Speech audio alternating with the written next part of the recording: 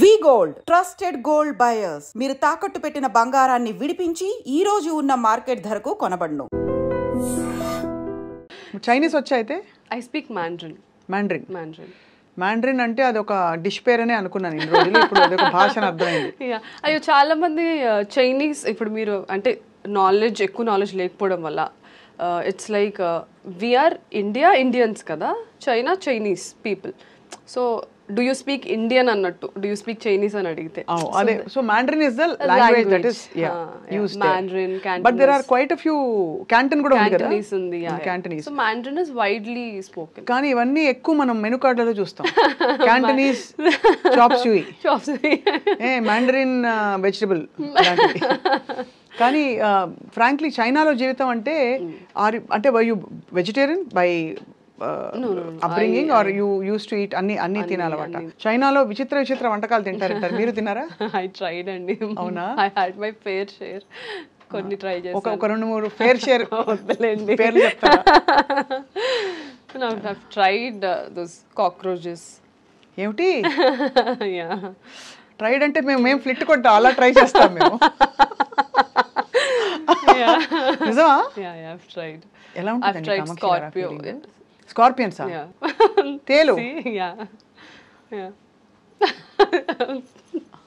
మేము కూడా తేలు వాడతాం కానీ అది రిఫైన్డ్ తేల్, కోల్డ్ ప్రెస్ తేల్ అంతే. బాబోయ్, అసలు ఎంత సాహసం! అంటే అక్కడ వాతావరణంలో అలా అలవాటు అయిపోయిందా?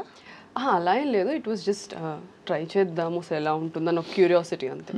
యాక్చువల్ చాలా మందికి అర్థం కాని విషయం ఏంటంటే, if you go back to China history, వాళ్ళు ఒక 200 years ఫమైన్లో ఉన్నారు. వాళ్ళకి డ్రౌట్స్ వల్ల, ఫమైన్ వల్ల వాళ్ళకి వెజిటబుల్స్ మనలాగా గ్రీనరీ ఉండేది కాదు ఎక్కువ. So they use to rely on wild animals for food. అంటే మన బొద్దింకలు, మరియు మన కప్పలు, మరియు మన తేళ్లు, మరియు మన పాములు, చాలా అలాంటివి. కానీ చాలా సాహసం కామాక్షి, బికాజ్ ఇంట్లో ఐఎమ్ ష్యూర్ తెలుగు వంటలు ఇవే అలవాటే ఉంటుంది చిన్నప్పటి నుంచి. ఎంత ట్రై చేయాలన్నా సడన్ గా వెళ్ళి ఒక ఈట్ కాక్రోచ్ 65 అంటే ఒకలాగా ఉంటుంది కదా. నేను కుక్ చేసుకునేదాన్ని. మా మామ్ ఇంకా వెళ్తా తిను అని మాకు when we had the knowledge, మా మమ్మీ నాకు అన్ని వంటలు నేర్పించి పంపించారు. ఓహో, I cook really well. So చైనాలో అసలు ఏం చేశారు మీరు? ఏం చేసేవారు? సో చైనా వెళ్ళింది ఎంబీబీఎస్ చేయడానికే. ది ఫన్నీ పార్ట్, చైనాలో ఇంగ్లీష్ మాట్లాడరు అని కూడా నాకు తెలీదు. I was that naive, very innocent. అసలు ఏం తెలియదు, చదువుకోవడం తప్ప ఏం తెలియదండి. ఇప్పుడు జోష్ మూవీలో చెప్తారు కదా, ఈ బస్ ఎక్కితే ఎక్కడికి వెళ్తావు, ఇక్కడికి వెళ్ళాలంటే ఏ బస్ ఎక్కాలో కూడా నాకు తెలీదు. నేను అంత ఇంటి నుంచి కాలేజ్ బస్ ఎక్కి ఇంట్లో దిగి, ఇంటి నుంచి మళ్ళీ కాలేజ్ బస్ ఎక్కి కాలేజ్కి. I was that kind of a girl. So I was so naive వెళ్ళినప్పుడు. But slowly then I realized, okay ఇక్కడ ఇంగ్లీష్ కూడా మాట్లాడరు అన్నమాట. I have to learn Mandarin. మాకు ఫస్ట్ ఇయర్ నుంచి మాండ్రిన్ మనకు లాంగ్వేజ్ ఉండేది, along with the medical subjects. And they very particular about their language. ఎందుకంటే తర్వాత మేము ఇంటర్న్షిప్ చేసేటప్పుడు టీచర్స్కి, ఫ్యాకల్టీకి ఇంగ్లీష్ వచ్చు, బట్ పేషెంట్స్కి రాదు కదా. అవునవును. So we have to be very well versed. So 5 years అక్కడే చదువుకున్నాను, 1 year ఇంటర్న్షిప్ అక్కడే చేశాను. సో అమ్మ నేర్పిన వంటలతో అక్కడ రకరకాల ఎలా దొరుకుతాయండి ఇవన్నీ? లైవ్గా దొరుకుతాయా బొద్దింకలు?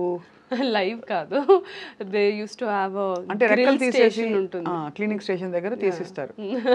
ఒకనొక రోజు మీరు వెళ్ళారు అలా మాల్కి, అదే గ్రోసరీ షాప్కి వెళ్ళి అక్కడ లోటస్ స్టెమ్స్, బ్యాంబూ షూట్స్ వాటన్నిటితో పాటు సరే why don't we try this అని ట్రై చేశారు. How was the feeling?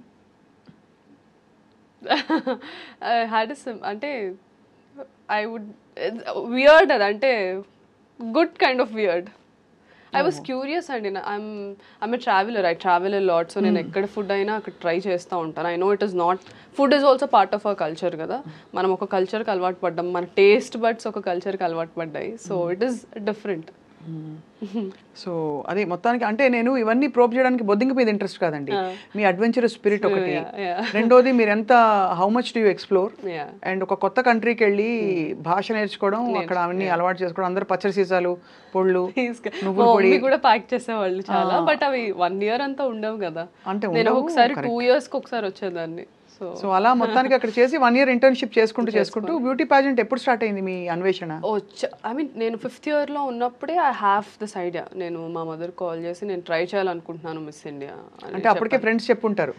అయ్యో ఫ్రెండ్స్ చెప్పలేదు, ఫ్రెండ్స్ అందరూ డిస్కరేజ్ అయింది బాబు.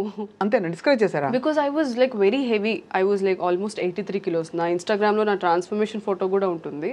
నేను అంత హెవీ ఉండేదాన్ని. అండ్ నేను ఇలా అనుకుంటున్నాను అని చెప్తే అది అలా అలా క్లాస్లో స్ప్రెడ్ అయ్యి నువ్వు చదువుకో, you're only good for studies, ఇలాంటి టాక్ వచ్చింది. అది లైక్ మీరే ఏదో ఒక రోజు వినాయక్ మెసేజ్ చేస్తారు లేదా నా ఇన్నర్ వాయిస్. నేను బయట చెప్పాను కదా, ఐఎమ్ క్లోజ్డ్ పర్సన్, సో బయటకేం చెప్పేదాన్ని కాదు. ఐఎమ్ లైక్ ఓకే స్పీక్, లోకులు కాకులు మాట్లాడుతూ ఉండండి అని అనుకునేదాన్ని. కట్ చేస్తే ఇలాగ స్లో మోషన్ లో now everybody text me, oh we are very happy, మేము మీ జూనియర్స్, మేము మీ సీనియర్స్ అని టెక్స్ట్. అంటే న్యాచురల్లీ అంతే కదా, టేక్స్ ఎఫర్ట్. అండ్ సో 83 నుంచి ఎలా తగ్గారు కామాక్షి మీరు? Purely diet, workout. మాకు కూడా చిట్కాలు చెప్తారని ఆశిస్తూ మన సినిమా ప్రయాణం గురించి మాట్లాడే లోపు, ఎందుకంటే ఐ జస్ట్ వండర్, ఇప్పుడు అందరూ ఎవ్రీబడి ఈజ్ సో వరీడ్, ఎంత తింటున్నావు, ఎంత బరువు ఉన్నావు, ఎంత తగ్గాము. దట్స్ యాక్చువల్లీ బ్యాడ్ అండి, ఫ్రాంక్లీ స్పీకింగ్. హాయిగా భోజనం చేసి ఎన్ని రోజులు ఏం చెప్పండి అందరూ. నేనైతే అన్ని తింటాను ఇప్పుడు. నా ఐ నో నా బాడీకి ఏం తినాలి, ఎంత క్వాంటిటీ, నేను ఎవ్రీడే హ్యాపీగా తింటాను. బట్ ఐ వర్క్అవుట్ అలానే. సో అది ఫుడ్ ఈస్ ద మెయిన్ అది థింగ్ అండ్. సో అయితే 83 నుంచి మీరు ఇప్పుడైతే 55 ఉన్నారా, 60? మిస్ ఇండియా టైంలో 55 అయ్యాను. అప్పుడు నాకే నచ్చలేదు. అప్పుడు నాకు ఆ ప్రెషర్ ఉండేది కాన్స్టెంట్లీ, ఇంత వెయిట్ ఉండాలి, అలా చేయాలి, ఇలా చేయాలి. That is why I came out of the pageantry and modelling, because అక్కడ నాకు సెరిబ్రల్గా ఎక్కువ స్టిమ్యులేటింగ్ ఏమి ఉండేది కాదు. It was always about the looks, because we have to carry the attires of the designers kada. మీకు ఆన్సర్ క్వశ్చన్ ఏం అడిగారు? మీ last pageant question ఉంటుంది కదా. అయ్యో అదే నా కొంప ముంచింది. If you were the first women to land on the moon, what would you do అంటే చాలా మంది ఆన్సర్స్ చెప్పేవాళ్ళు ఆ క్వశ్చన్ మళ్ళీ రిపీట్ చేస్తారు. If I were the first women to land, thank you for the question, if I were అని చెప్పి అది చెప్తారా మీకు? చెప్పను అట్లా. Yeah, they train us how to, అంటే ఒకసారి మనకి ఆన్సర్ గబుక్కని రానప్పుడు we try to articulate and take time in our head. అదే అనిపించింది చూసే, అంటే ఓకే వెరీ గుడ్, అదే అనమాట. సో మరి అది యాక్చువల్లీ బట్ నాకు అక్కడి వరకు నేను టాప్ 15 వరకే వెళ్ళాను. మళ్ళీ టాప్ 5లో ఉంటే all this kind of questions వచ్చేవి. సో మాకు పర్సనల్ ఇంటర్వ్యూ అవుతుంది టాప్ 30 నుంచి 15కి వెళ్ళడానికి. సో అక్కడ ఒక క్వశ్చన్ అడిగారు, దానికి నేను ఇచ్చిన ఆన్సర్కే నువ్వు వెళ్ళిపోమ్మా అని అన్నారు. ఏం క్వశ్చన్ అడిగారు, ఏం ఆన్సర్ ఇచ్చారు బ్రేక్ తర్వాత చెప్పండి. సో దే ఆస్క్డ్ మీ, ఒకవేళ మీరు ఇంత కష్టపడి ఇక్కడి వరకు వచ్చారు, జాన్లో మాకు ఆడిషన్స్ అయ్యాయి, ఆల్మోస్ట్ 120 కంటెస్టెంట్స్ నుంచి నేను ఇక్కడి నుంచి వెళ్ళాను. I represented the state, win అయ్యి. సో ముంబైకి వెళ్ళి ఒక 2 months వాళ్ళతోనే ఉండాలి, బికాస్ స్పాన్సర్స్ ఎవరైతే ఉంటారో వాళ్ళ బ్రాండ్ ప్రమోషన్స్ చేస్తూ, అండ్ మధ్య మధ్యలో మాకు సబ్ కాంటెస్ట్స్ అవుతాయి, సో అవన్నీ పార్టిసిపేట్ చేస్తూ. So part of that questionnaire round, interview round వచ్చినప్పుడు దే ఆస్క్డ్, ఇంత కష్టపడి ఇక్కడి వరకు వచ్చారు కదా, మీరు విన్ అవ్వకపోతే, సో మీరు విన్ అవ్వకపోతే ఏంటి, and how are you going to take this forward అనేసి క్వశ్చన్ అడిగారు. I have given an answer which made them feel that ఈ అమ్మాయికి అంత ఇంట్రెస్ట్ లేదేమో pageantry అని. మేబీ డీప్ డౌన్ సబ్కాన్షియస్లీ అదే నిజం అయి ఉండొచ్చు.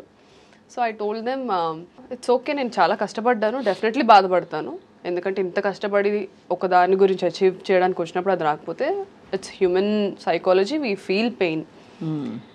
బట్ ఇక్కడతో నా లైఫ్ ఆగిపోదు, I take this as a stepping stone and I go forward. నాకు this is just part of my life, I have so many other things to accomplish అని చెప్పాను. All my other contestants my they were like, no, మేము అసలు I cannot imagine my life without this. So I felt అది desperation కదా, అది empowering ఎలా అవుతుంది అని నా క్వశ్చన్. కరెక్టే, అంతే.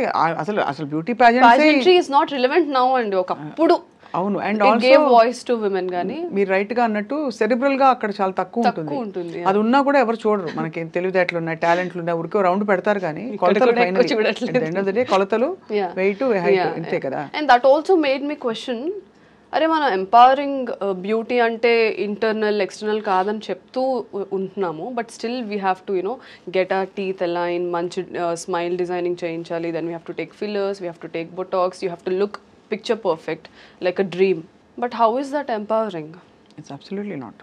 కాదు. సో అక్కడ మైండ్ స్విచ్ అయిపోయింది. అంటే ట్రూ, అంటే if you take it by your choice for your own profession and you do it, that's okay. కానీ to fit in to something and again be rejected there based on somebody else is again it's a choice. అంటే నేను చెప్పాను కదా empowerment గురించి, ఇదంతా ఆ seed నుంచే ఇదంతా స్టార్ట్ అయింది అని. కాబట్టి ఇక్కడ ఎంపవర్మెంట్ లేదు కాబట్టి అలైన్ అవ్వలేదు నా మైండ్ లో. నేను ఏమనుకొని వచ్చానో ఇక్కడ ఏం జరుగుతుందో it didn't align. So I felt. కానీ అమ్మ వాళ్ళు ఏమి స్విమ్ సూట్ వేసుకుంటావుటే అదేంటే నేను ఇలాగే పెంచాము ఇవన్నీ అన్నారా? అన్నారు. లైట్ అక్కడ empowering, you own what you want, you what is required. We had a swim suit round, we did it. నా ఇన్స్టాగ్రామ్లో నేను చాలా మోడలింగ్ ఫొటోస్లో ఉంటాయి, bikini photos, swim suit photos, because when I was doing modelling for those brands. నేను అది అంటే I have very compartmentalised brain అండి. ఇది నా ప్రొఫెషన్, ఇది నా personal life, this is my family, these are my colleagues, this is my, అలా చాలా క్లియర్గా ఉంటుంది నాకు. నేను ఏది మిక్స్ చేయరు కాబట్టి అంటే అక్కడ ప్రొఫెషనల్ కాంటెక్స్లో ఇట్స్ ఫైన్. ఒకవేళ ఏమైనా అన్నా సరే అర్థం చేసుకుంటారులే విత్ టైమ్ అని నేను వదిలేసేదాన్ని, అండ్ దట్స్ వాట్ హ్యాపెండ్.